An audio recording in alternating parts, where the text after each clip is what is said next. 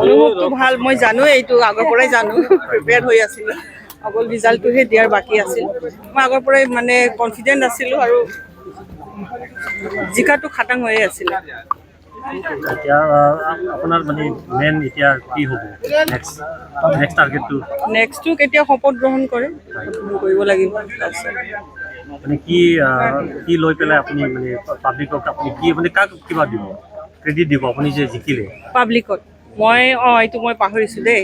মই আজি মানে যিমানবিলাক আমাৰ 3 নম্বৰ কোকৰাঝাৰ সমষ্টিৰ যিমানবিলাক আমাৰ ৰাইজ আছে, মোক ইমান ছাপোৰ্ট কৰাৰ কাৰণে আজি মই ইয়াৰ পৰা বহুত বহুত ধন্যবাদ সিহঁতক জনাইছোঁ যে ইহঁতে মোক ইমান ধুনীয়াকৈ আঁকোৱালি লৈছে আৰু কাম কৰিবৰ কাৰণে আগবঢ়াই দিছে।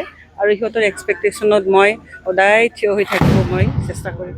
এতিয়া মন্ত্ৰীসভাত আশা কৰিছে?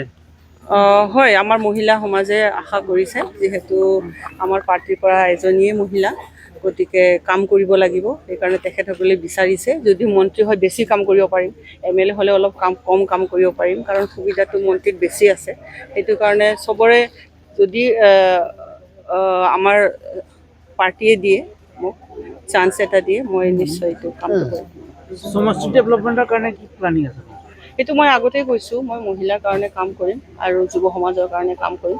বাকী আমাৰ BPFৰ যিবিলাক আমাৰ সমাজৰ কাৰণে যিবিলাক কাম কৰি গৈ আছে, সেইবিলাকো মই আগুৱাই লৈ যাম। আৰু পাৰিলে মই যদি মন্ত্ৰীটো পাওঁ, তেনেহ'লে গোটেই অসমটো চাবৰ ইচ্ছা আছে। Thank U.